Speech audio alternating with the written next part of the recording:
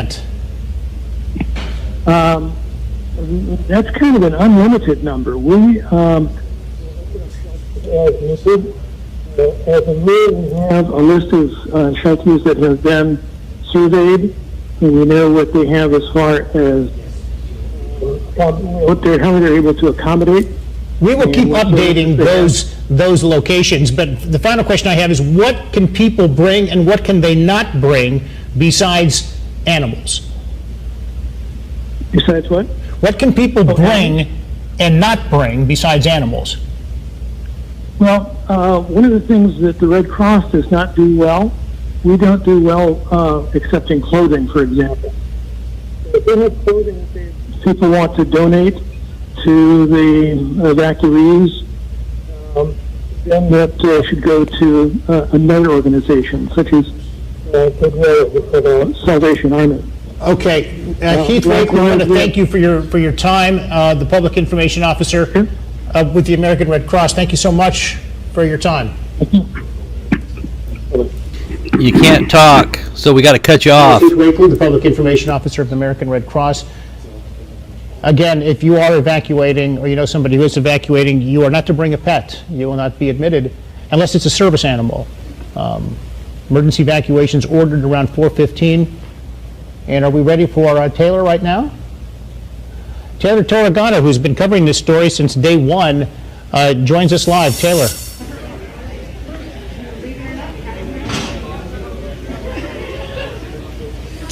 So I'm in front of the Visitor Center. We just finished hearing from Sheriff Corey Honey here. He first spoke to the media and then he spoke to the community, saying he also wanted to let everybody know what's going on.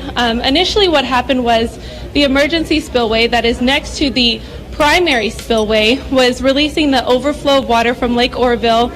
The lake can get up to 901 foot elevation before the water automatically starts pouring over that emergency spillway. So that was going on as normal. The flows to the primary spillway were also releasing at 55,000 cubic feet per centimeter when a hole started to form in the emergency spillway near the top. So to help explain it a little bit better, actually a firefighter with CAL FIRE said you can compare it to a water hose shooting down into soil. If you can see that pressure of water going down directly into some soil, you can see just how much of a hole that could form, and that's what happened here. So DWR saw this. They did anticipate initially that the erosion from that hole would spread a lot faster, a lot quicker, and with that continuous downpour of water, they did anticipate that it would be a little bit more of an issue.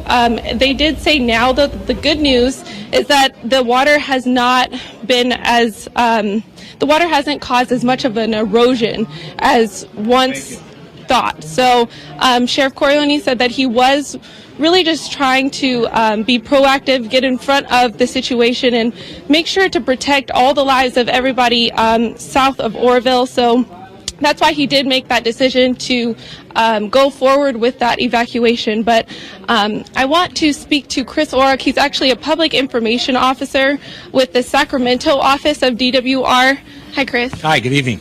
So he's kind of just been giving us a little bit of information as this whole situation unfolded from Tuesday when the hole formed.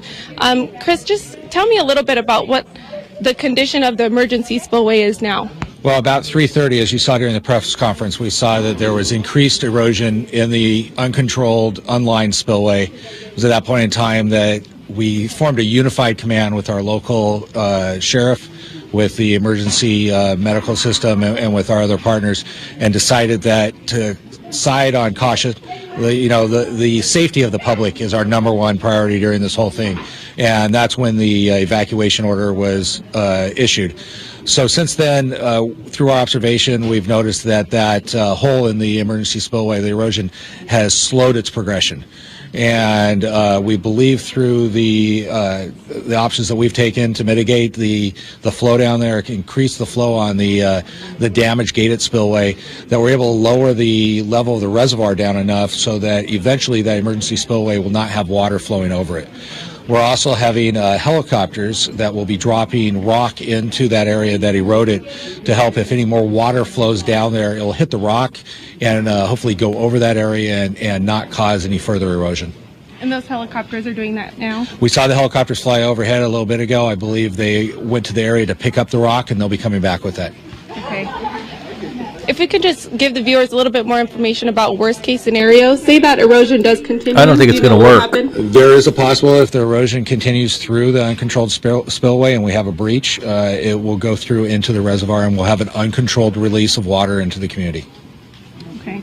Did you Anything just else hear to that? add as far as what Did the you just community hear can what he expect said? for the future? That's No, I what's mean, going to once happen. again, That, safety I think, is our what's number going to one happen. priority. That's why we issued the evacuation order. We'll continue with the evacuation order in place until we're assured that they could come back to their homes and be safe. Thank you so much. We are expecting another press conference coming up at 9 p.m., so we will keep you updated. For now, though, back to you. All right, 9 p.m. is going to be another press conference, and we'll be covering that live. Did you hear what that official said? He said that there would be a release, an uncontrolled release of water from the dam if that doesn't work. Now, they're hoping beyond hope and praying that this works, this dropping of rock into the hole to stop the erosion, because that erosion would eat through the dam and cause an uncontrolled release of water, which would flood everything down below, ultimately emptying out that whole lake. I mean, this is catastrophic, guys. This is huge. And the guy just admitted it. Everybody's trying to look on the bright side, but I think the people that are in the know understand, just like the guys on the Titanic. Most people didn't believe it. Most people didn't want to believe it. Most people didn't understand what was happening to the ship, except for those who actually designed the ship. They knew what was going on, and they were scared to death. They didn't want to panic everybody, but at the same time, they knew that the ship was doomed, and possibly this may be, in fact, what's happening here. That's the kind of feeling I got. Holy cow. Oh, my gosh. Forecast that came down from the California Nevada River Forecast Center, and this is particularly at the Feather River at Gridley. The key thing to keep an eye on is even with the CFS, the outflow all the way up to 100,000 CFS, the forecast as of right now for the Feather River at Gridley is just above the monitor stage. It's actually expected to peak about 95.1 feet. You don't even start to see any minor flooding until about 96 feet.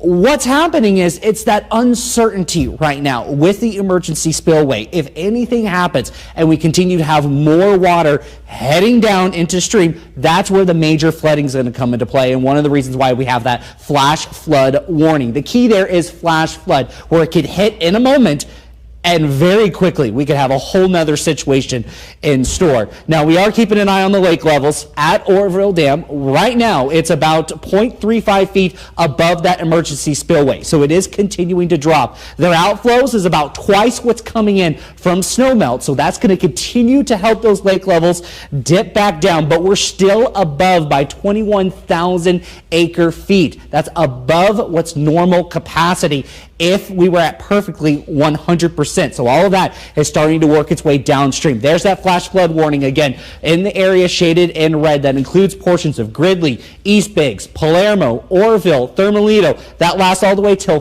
4:15 Monday afternoon. And like Jerry mentioned earlier, we're going to continue to keep an eye on the potential for flooding, not only with the runoff and the snow melt that we're seeing right now. In fact, a flood warning throughout the area is still in place through 9:15 Monday. But now all eyes will go towards the middle of the week with our next storm system. Precision Cast is still staying dry on Tuesday, but temperature-wise, we're still in the 60s, flirting near 70 by the beginning of the work week. So a lot more snow melt's going to start coming into play. Wednesday morning is the next system. It's going to remain off of the coast, but by Wednesday night into Thursday, all of that moisture will start to work its way in. Snow levels even estimating fairly high, so that means more snow melt to start off. Eventually, those levels will continue to drop by about Thursday, when we're still seeing a little bit of lingering moisture, but a lot of rainfall still potentially headed our way, not only for the valley, but the mountains, and that all works its way into the local lakes.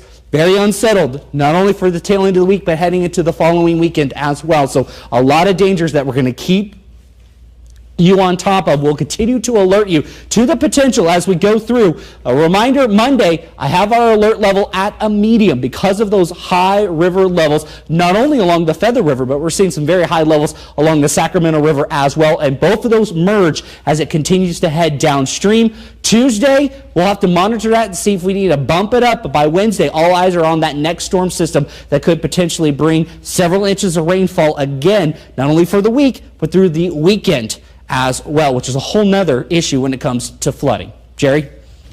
Hey, sorry, Jeremy, it's Brent. Jerry's got to take a break. We're just handing this off to keep everyone up to date. Now, we do want to underscore what Jeremy has been talking about, that we have seen some decrease in the levels, so that is good. The good news is there has been a helicopter overview of the scenario, and they're not seeing extensively significant new damage as feared to the spillway. Clearly, this has never happened before.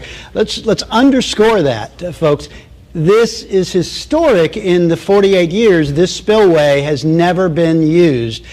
So all things being equal, it is doing its job. The evacuation was called in advance, but we do want everyone to understand what we were told earlier when we spoke with the Butte County Sheriff on the phone, and he made it very clear, and it has been made very clear by others involved in this scenario, that the dam and the spillway are completely separate. And the spillway, the dam itself is not in jeopardy. The dam itself is not showing any signs of any problems. So we do want to bring you up to date on... Why do these guys keep saying that? The spillway is connected to the dam. Duh. The spillway is earthen. And by the way, when the spillway starts to erode, it erodes and affects the edge of the dam that supposedly is concrete, and it's going to erode the dam when the water goes through it even more, and it opens it up. It's going to be like a sieve. All that water is going to come out. See, the guy, the official, the professional that was just being interviewed said it very clearly. Did everybody hear it? He said, if this does not work, there will be a breach in the dam, and it will be catastrophic in the release of its contents, the water that is within it. Okay, that's what the official said. I don't know why these people are trying to make it sound like everything's okay. I mean, you're trying to placate everybody's fears and try to make them believe that it's okay. But the potential for catastrophe is very real.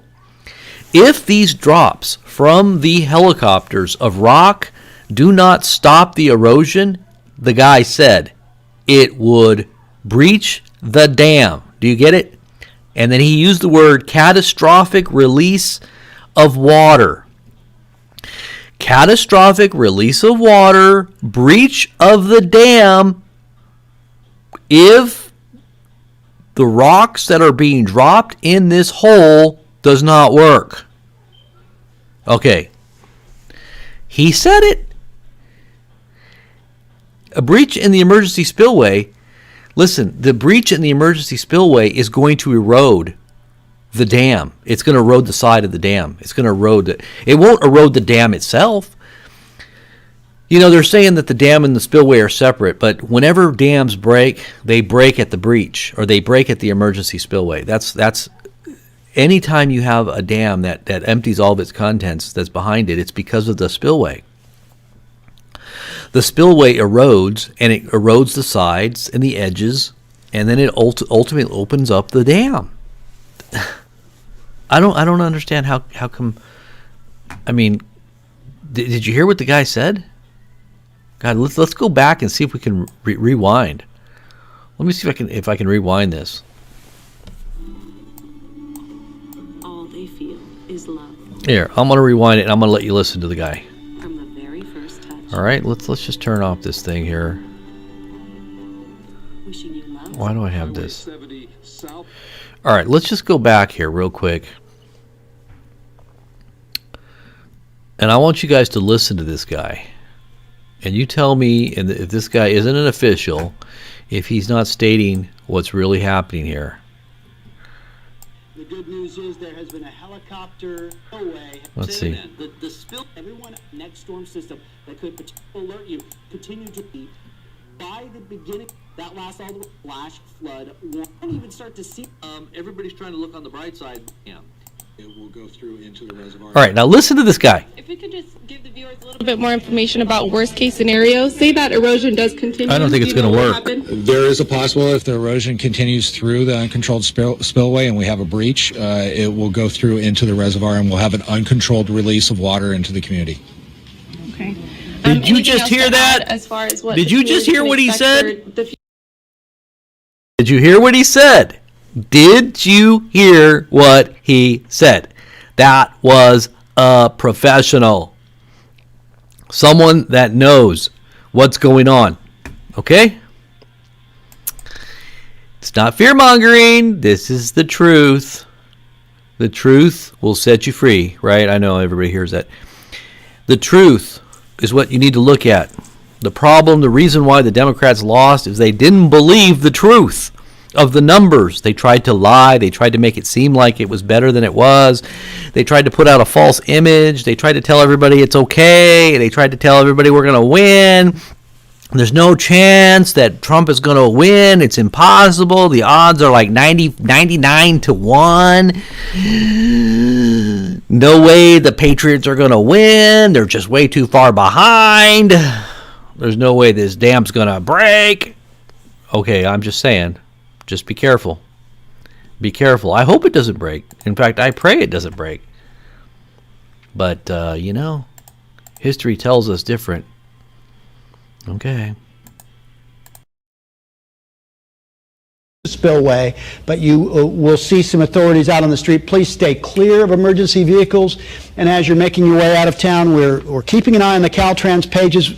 We can just simply tell you that everything's going to be slow. 70 and 99, 149, those are all northbound only now out of Oroville. There are some options. You probably know your other options. 162 might be an option to 70 going the other way, but you're not getting into Oroville. If you know someone that you've now been able to contact, dial 211. Try not to use emergency 911. Keep those lines open for what's going on. We have been speaking with quite a few folks, and they're posting on our Facebook page as well, and we appreciate them letting us know that there are some areas and there are individuals that are opening up their personal property to those who need to get out and find a place in high ground. Shannon Meads was a man who called us earlier and posted on his Facebook page that he was opening his property to RV evacuees, as we try to keep all of this information going to you. For those of you who have just joined us, a hazardous situation developed late this afternoon when it became evident with helicopters and with monitoring at the Oroville Dam spillway and emergency spillway that there would be essentially a breach of water, that for the first time in the history of that spillway it would go over 901 feet, and that water would begin going over the emergency spillway, which it did. The sheriff of Butte County, Sheriff Honey, then made the decision not that long after, once he had gotten word that there was concern over a potential catastrophic failure due to severe erosion around the structure of the spillway and the emergency spillway, what you're seeing in the spectacular footage. It also could be possibly because of increased water releases up to 100,000 cubic feet per second. Basically, they are testing that side of that dam the best they can. They are testing that spillway with all they've got. We were told at the press conference also that they believe they could release as much as 120,000 to 125,000 cubic feet per second, but they don't want to do that. They are hoping that the continuing lower levels that we are seeing, and Jeremy's been keeping us up to date, Rob Elvington is here helping as well, and we've got reporters that are out on the scene. Again, getting back to what we were told at a press conference earlier, that and we were told by the sheriff that they were going to be bringing in helicopters that will be dropping heavy rocks and filler, essentially to help to shore up the area on the evacuation of the spillway. So when we get more information about that, that should be happening. They should be dropping those rocks. We were told that would be happening early this evening. They do have lights on the area. It is heavily monitored. We also received information earlier that the governor's office and of course they are asking for emergency assistance from anywhere they can get it right now. There are ambulances coming down from Shasta County and more. So we're going to bring you some more. And right now, Eric C. from the Division of Water Resources is going to join our Taylor Torregano right now, and we're going to send it to Taylor and Eric C. with the very latest. Guys? I'm here at the Visitor Center, and we haven't gotten another update since we talked to Sheriff Corey Honey, but I do have Public Information Officer Eric C. here with me. He's actually the PIO of the Oroville office. And Eric, I know we've already kind of reiterated exactly what happened, but maybe you can tell me from an engineer's point of view what this hole is all about. Well, it's a head cut that is a type of erosion feature that moves in an upstream direction. It's caused by water flowing downstream, and but it causes erosion that works in an upstream direction. And so the concern was that the head cut was close enough to the auxiliary spillway structure that it could undermine the foundation of the structure, and there could be a failure of the structure. And that was why that information was provided to Sheriff Honey, and he decided that it was necessary to do the evacuation order. Okay. And at this point, it's not as progressive as initially thought, correct? That is correct. So one of the responses that the Department of Water Resources decided, and keep in mind that when I say the Department of Water Resources, right now there's not just Department of Water Resources dam safety engineers. There are engineers from the California Division of Safety of Dams, which is a regulatory agency, and also the Federal Energy Regulatory Agency. So it's it's a coordinated effort to try to come up with a solution for what's going on with Lake Oroville right now. So what they did was we increased the releases over the primary spillway. They were at 55,000 cubic feet per second. They increased them to 100,000 cubic feet per second. So the lake was already slowly receding, but that accelerated it dramatically. That doubled the outflow over the spillway. So what that did was that brings the surface of Lake Oroville down, and what they wanted to bring that surface down below. All right, we're gonna cut to a live news conference. I don't know if this is live or if this was taped, but we need to hear this real quick. Let's go to the live or to the news conference. Keep in mind, forecasters have predicted another round of rain Wednesday, which could soak the area and put new pressure on the dam and spillway. Now, the cities of Oroville, Gridley, Live Oak, Marysville, Wheatland, Yuba City, Plumas Lake, and Olivehurst were all under evacuation orders.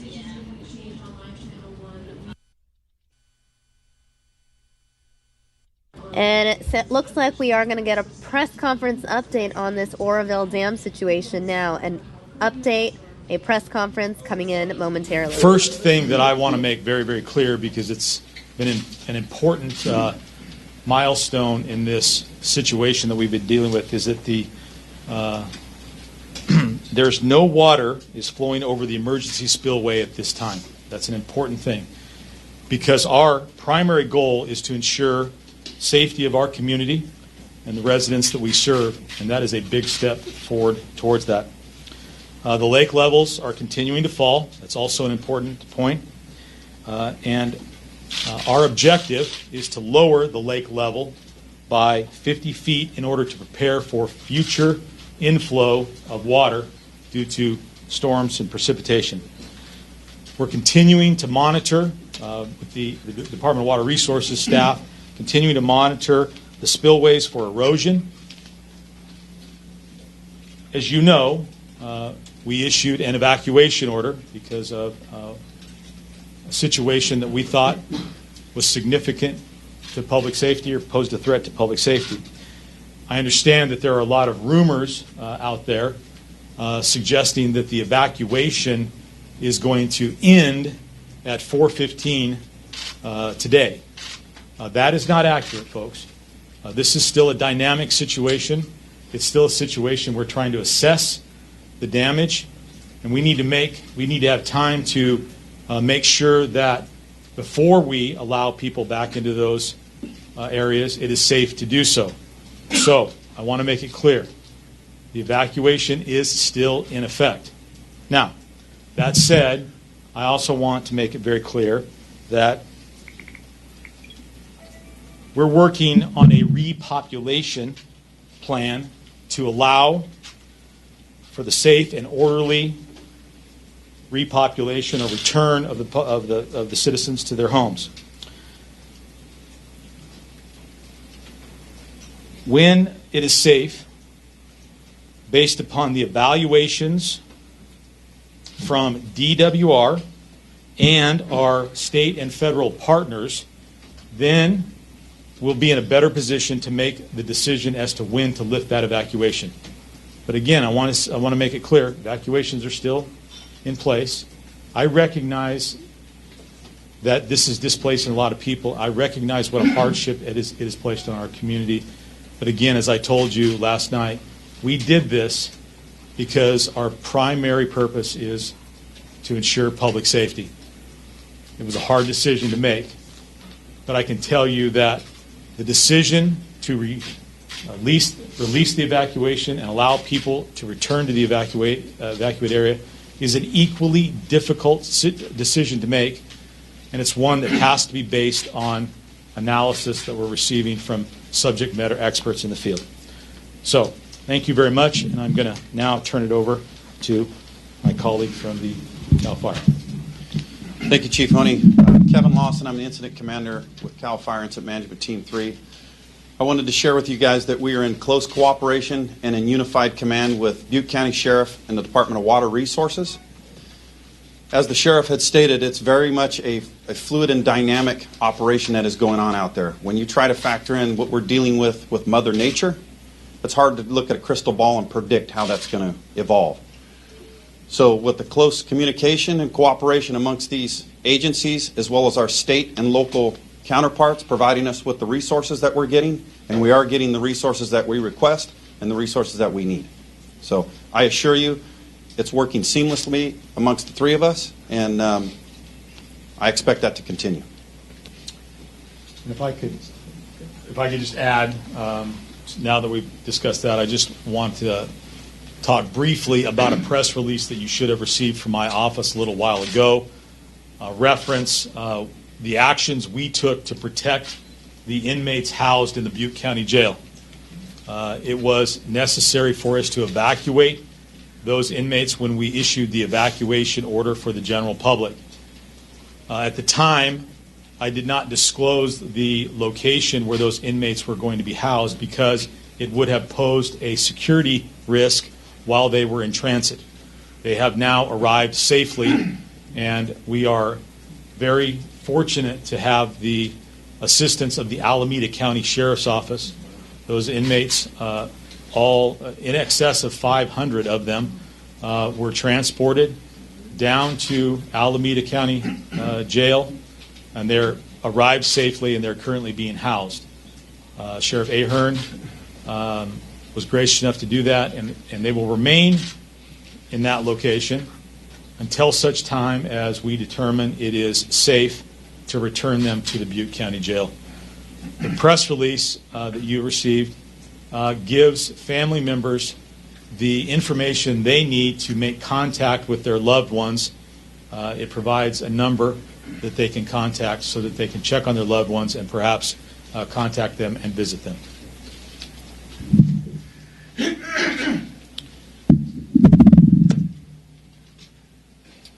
So, my name is Bill Croyle, acting director of the California Department of Water Resources. So, as indicated, we are not water is not flowing over the emergency spillway. Our efforts to continue to monitor our situation on the flood control structure that was damaged. All right, I got to cut in here real quick. Why do they keep saying that the water is not flowing over the emergency spillway? Does that make you feel better that they're saying that the water is not flowing over the emergency spillway? Does that really even matter at this point? I mean, it's damaged. There's more water coming, and people are not going to go back to their homes until after the rains. So people are going to be evacuated and displaced for over a week. How much? It doesn't matter. We bumped the flow up when this situation occurred late yesterday afternoon to mitigate the impact of that erosion that was occurring. That solution worked to reduce the threat. It took a while for that water to come down and for us to get in and assess that condition at the downstream side of the emergency spillway. We're going to continue to work on the challenges that we have with this facility. As indicated, we're working to really dig down into the reservoir and move as much water out of that reservoir, and so we have space for the storms that we expect to come in, as well as the snow runoff later this spring. People are working very hard to deal with some of the challenges that we have. As indicated, we have a pretty diverse multi-agency and contractor resources are being deployed to address a whole number of things that are popping up, including implementing protective measures or corrective measures to make sure that we're not only dealing with what's occurring now, but have a little longer perspective on what may occur with our spring runoff period. Thank you. All right, just because it's not going over the spillway doesn't mean anything. It could have stopped. It could have been going down a few inches or a foot or so. That doesn't mean that there's not still a huge amount of water coming and a huge amount of water that's potentially going to float back over it in a moment. Okay, that doesn't mean anything. Target by the storm time the storm hits on Wednesday. Yeah, so the question is, what is the inflow? I'm sorry, I should have covered that. It's an important part of the dynamics within the reservoir operations. So this morning about 9 o'clock we had approximately 37,000 acre feet of water flowing into the reservoir. So we're on the kind of the back side of the hydrograph, which is good. We're discharging, again, 100,000 cubic feet per second. So we have a net or a delta of storage coming out, more than 60,000 acre feet. That will continue to increase in the coming days. We do have a storm coming in later Thursday, Friday. However, the forecasted hydrograph on that looks quite a bit smaller than the event we went through here in the last 3 or 4 days. So we will continue to develop storage, except for maybe about 12 or 15 hours that's being forecast. And then we have a couple more storms forecasted to come in after that time, but we still need to get a little closer to those weather conditions to see how that affects our storage. We expect to continue to make significant progress on developing that required flood storage here in the coming days and hopefully the coming weeks. Can you hit 50 feet at this rate? That's the question. It all depends on the runoff, on the weather systems, the air temperature in the upper basin. These storms look like they're coming in a little cooler at about 4,000 foot elevation, which is good. But frankly, this watershed has plenty of snow and rain in it. But we're going to deal with that that comes in. So when or how long this is going to take kind of depends on the dynamics within the watershed. It could be 10 to 15 days. It could be a little bit longer. But our infrastructure is holding up very well, even though it's been damaged. And if we can keep up this discharge rate of 100,000 CFS here in the coming days, we will make good progress on that.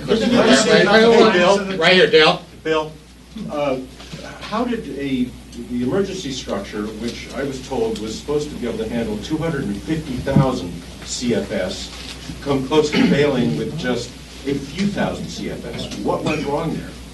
Well, I'm not sure anything went wrong. I think, it's a dam that system's been installed since the early 1960s. It's been looked at, it's been monitored. I'm not sure the cause of the damage itself. This is the first time it's ever taken water over the system. Part of that is designed for actually a much higher flow event. Sometimes, amazingly, lower flows can cause more energy and cause the condition. But frankly, we don't know exactly why this erosion occurred. The key for us is that we did have our monitoring people in place. This was a new, never happened before event. When we do that, we're going to err on the side of having multiple monitoring strategies so that when something comes up, like we saw yesterday, we see a problem, we look at that rate, we consult with our technical experts, inform our emergency managers, and we make a decision, and that's what we did. Thank you. In 2005, there was talk from critics saying that the emergency spillway should be lined with concrete. Do you agree with that?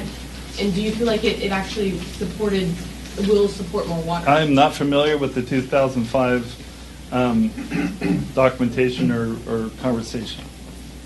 Do you think it should have been lined with concrete? I'm not aware of the findings or what that was based on, so I can't respond to that. Right over here. Listen, I know you guys have been up for a long time, but I have a tough question for you, sort of on behalf of a lot of the evacuees, what they've been saying, and what they've been, that you can understand some frustration. What they initially heard was, hey, there's some erosion, but don't worry about it. then all of a sudden yesterday it was run for your lives, you have 1 hour to live. How can you make sure that they trust you and your messages here? Because now they're, hey, no, there's not been any flooding, it hasn't gone over. They're worried about the trust issue here. Let me take it. So, first off, throughout this entire incident, we have been very clear to keep the public informed based on the information that we were provided. And you need to understand that this is a dynamic situation. There are a lot of variables, a lot of factors. And so when the information comes in, it's given to us, and we utilize that to formulate our message to the public in an effort to keep them informed. When this incident occurred, it became apparent that we needed to act quickly. What's important here, as Bill said, we were monitoring this very, very closely. The fact that we were monitoring it closely allowed us to respond very quickly when that was the appropriate thing to do.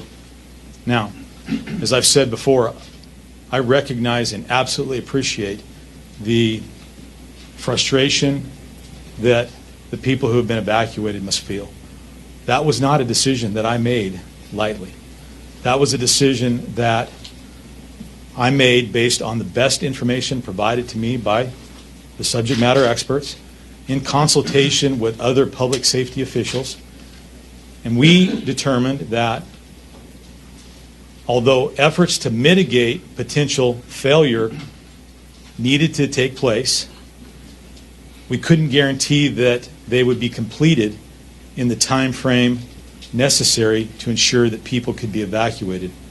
And so I decided to issue the evacuation because I felt that protecting lives was the most important thing to do.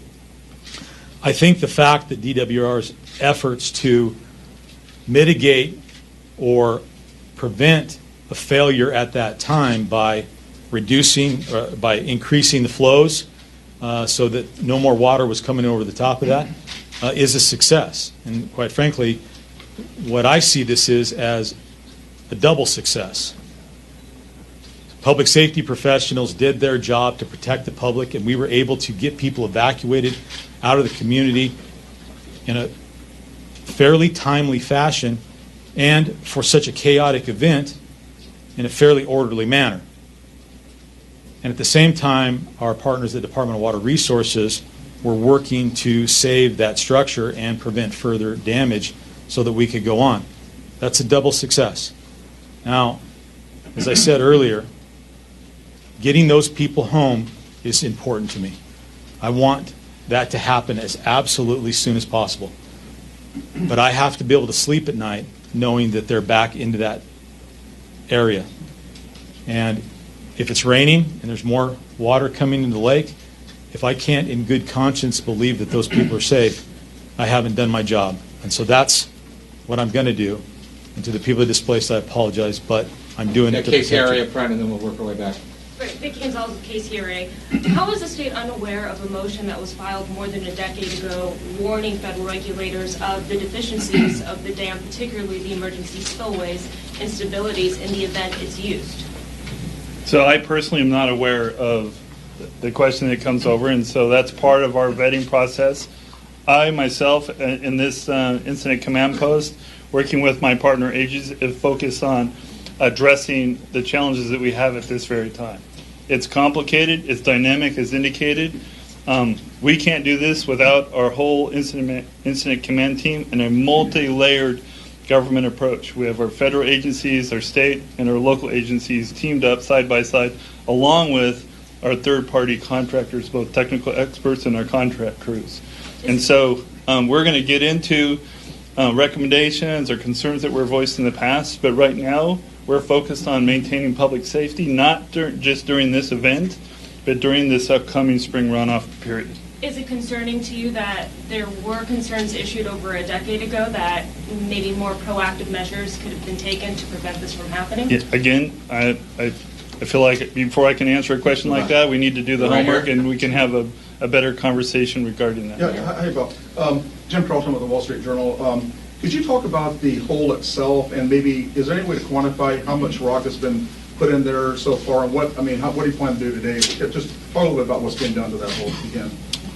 Are you talking about the hole or the little erosion that occurred? Well, yeah, the erosion, yeah. Okay, because there was another hole. Well, in the emergency yeah, okay. right? Yeah, the emergency. That's where we're focused. I mean, we're focused on the whole facility. Let me reiterate: the dam itself is sound. The dam and its historic full is doing its job. We have some little pieces that are critical to the operation of the dam that has been impaired. So we are constantly, again, monitoring that and responding to those threats. So as I understand it, again, this kind of erosion scarp has made its way close to the foot of the apron of the spillway. Frankly, I'm still being briefed on the scope and the scale of that. I'm here instead of there, but from here, I'm going to go there, and then we're going to be able to work with our incident command management team to vet out how big, how small, and the appropriate response actions to mitigate that. Here, over here, and then in the back. Are you expecting the evacuation order to remain through this next rain? So at this point, I can't answer that question because we still need information that is being gathered by subject matter experts, as I said, from DWR as well as state and local agencies. We need that information to understand the risk, and then perhaps from there, as Bill has indicated, repairs may need to be completed in order for us to determine that it is safe to remove the evacuation order and allow people to be back in. As I said earlier, we are working on a repopulation plan that will get people back to their homes as soon as possible, as long as we can preserve the public safety. Right back over here. With the damage at the bottom of the main spillway, what's the potential for that to ruin your plans to let water out of the lake? The damage at the bottom of the spillway below, again, backing up a little bit to Tuesday, where we had the hole form in the spillway chute, about 3,200 feet or 250 feet from the dam itself. So that hole, of course, with the continued, we had to put the spillway back in use so again we could start releasing water with the oncoming weather that we had. So that process has caused an erosion and put a kind of a spoil pile within that channel at the bottom. So our goal here, so it's running clean right now, which there's not a lot of dirty water, which means it's carrying sediment off that hill, which is good. So in other words, it's not continuing to erode based on the latest intel that's been provided to me. We do have a large soil and rock pile at the bottom. We're actively working on that now to remove that so we can allow those flows to continue to come down that spillway chute and then on down the river. With two parts of this system compromised, Excuse me. How secure can people be right now? At this point, I'd like to give Congressman Doug LaMalfa the opportunity to speak. Appreciate it. I've had multiple media inquiries myself here, so I would have an opportunity to address those that may have inquired with my office on that. But leading up off here, first of all, I think Sheriff Honey has done a tremendous job in communicating and making the right call on a very unknown factor up here. All the different groups involved here with CAL FIRE and Office of Emergency Services as well as DWR have pulled together, notwithstanding the quality of the spillway, of the engineering of that, or what happened with the emergency spillway, the putting the parts together to make this crisis work through, they've done a pretty darn good job with that. So, some areas of communication, maybe missed a couple spots here and there, but that said, they're doing the best they can, and I think stability is what is being sought, and there are long ways towards attaining that. So the people of the community have pulled together. It was pretty orderly getting out of town for the most part. I saw the highways flowing slowly at times, but pretty well. Our emergency folks did make the right call, making the lanes all going one direction out of town. And then so many people have been an outpouring of help from Redding and Red Bluff all the way up to Grass Valley, people offering homes and places for people to stay. So the community has pulled together very well. My office, we've been in contact with the Army Corps of Engineers to get the right kind of declaration for this district for helping the flood control districts as well as on hand up here at the dam. Going forward, we'll be having those conversations long term to have immediate results. Now, what's Army Corps' role, and what does this make my role part of it? The federal nexus to this is that 20% of the dam was paid for by the federal government through the Army Corps. 20% of that, meaning 750,000 acre feet, belongs to the Army Corps for flood control mitigation. That's their charge. The rest of it is a state responsibility. So there's a partnership there. So we'll be working. We're looking for Governor Brown's declaration current to this dam, as well as we're in contact with the White House on this to get the declaration moving there. I've already worked with our House leadership on that. Our House leader is engaged on this. So we're marshaling our resources.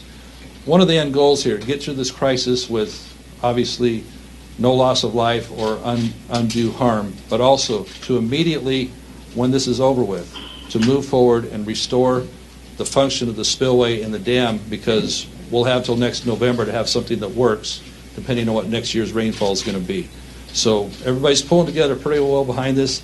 They're achieving stability with this, and so we need our constituents out there to continue to pay attention to these folks, to Sheriff Honey's especially with his call on public safety, and adhere to that, because we don't want to be doing unnecessary risks since we've already gotten people out of the risk zones. So any questions to that? Have you heard back from the White House? Not yet. We're still, they're aware of what's going on here, and they're making their decisions now. So but at least we wanted to have that inroad for when we get back to work. I'm supposed to be there this week, but it's pretty important here right now. Next in the back. Can somebody elaborate on the findings about the damage to the auxiliary spillway? And there was talk earlier yesterday about the possible failure of the very top of the structure, which would allow the top 30 feet of water to come cascading down. How likely is that? How possible is that? And what investigation do you know just after just a little bit of sunlight that about the structural integrity of the underlying formations underneath the auxiliary spillway? Yeah. Okay, so we've done quickly. So last night, as soon as this happened, so we got the water. As soon as the water stopped flowing over the weir, we're able to use, again, resources here provided by law enforcement to put our resources in the air to be able to fly over that area, go down quick to see if we had any continuing emerging conditions.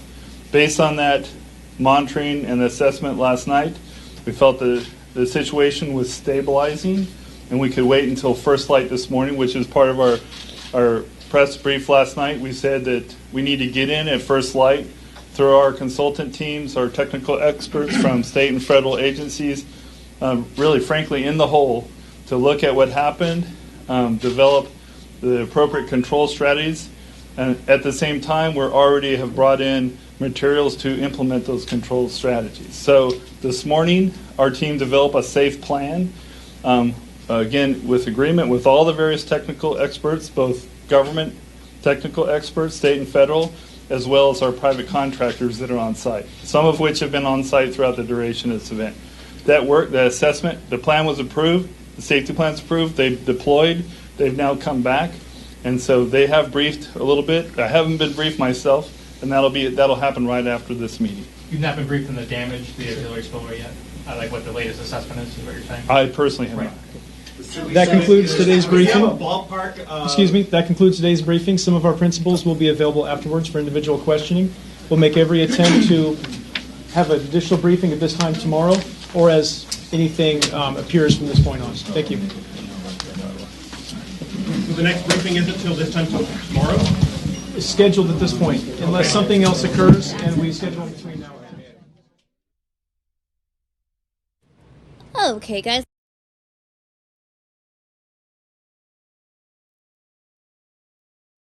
All right. Here's some more coverage here of what's going on.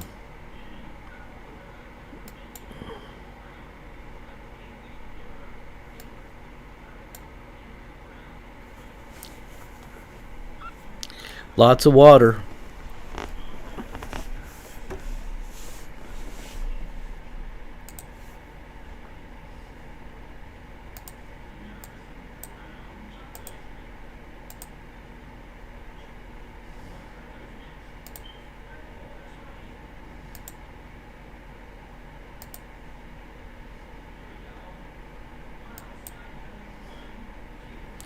All right, guys, if you're new to Cool News, make sure you subscribe. Thumbs up this video. What the heck happened here? Sorry about that.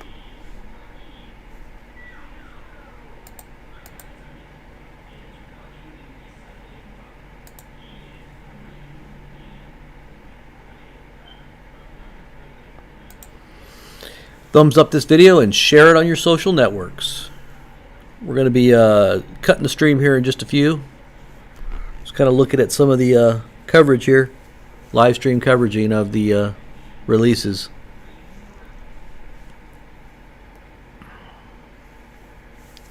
See where it goes from here. I really think that this next week is going to be the sign right here of where it's going to go in the next few days. We're going to see. I don't really personally think that the rocks and the little bit of concrete that they're pouring right now, they've only got like 2 days before it really starts raining. I guess they can work in the rain too, but you know, they're saying that the temperature is going to be in the 70s, 60s to 70 degrees. That means that the snow melt is going to be significant, on top of the fact that it's going to be raining. So you're looking at a huge amount of water coming back into the lake. Is it going to be enough release right now that they're giving it, they're putting on that lake as they're letting out that water? Is that going to be enough water to stop it from getting back up to the top and then flowing over? Because if it flows over that spillway again, the emergency spillway begins to overflow again, what's going to happen? It's going to erode. That's why they said, that's why they stopped it. That's why they opened up the other one that's damaged. They completely opened it up because they didn't want the water going over the spillway, the emergency spillway anymore. Because if it continued to go over the emergency spillway, it would have breached the dam. Did you hear that guy's statement? He's an expert. He said it would breach the dam and there would be a catastrophic release of water. If it breaches the dam because the spillway ends up eroding, that would be very significant. Now, the reason they're letting out all that water right there, where you see in that picture right there, even though it's a damaged spillway, is because it's not eroding the mountain like the other side would. The other spillway would erode the dam more significantly. Now, I think that if this continues the way it is here, this is also going to erode a big part of the mountain. It's already eroding it. But you're talking about a huge amount of water continuing to, cascade down this mountain. Water is like an abrasive. It will eventually begin to erode, especially if it's coming down really significant. You can see there's a lot of cliffs there. Those didn't used to be there, or that damages to that spillway. So if we get a whole bunch of more water coming into this lake where they can't contain it anymore, it comes in too quick, then it's going to rise. The lake's going to rise again, and it's going to It's going to overload the reservoir, and it's going to go over the emergency spillway, which in turn is going to begin the erosion that they didn't want on that emergency spillway. And they know that if that erosion continues on that emergency spillway, that it will open up a breach. That's why they let this out, even in spite of the fact that it's damaged. They just opened it wide open because they know something serious is going to happen if there's too much water in there, okay? So we've got a week of rain and a week of warm weather that's going to release snow from the snowpack into these lakes. Just pray that it's not as bad as it seems. All right, God bless you guys. We'll be back covering more news for you. Make sure you subscribe to the channels. We got 2 of them, Cool News and the other channel in the description, Trumpet News. And we will begin to do dual streams here real soon. So make sure you're on both of those channels. God bless.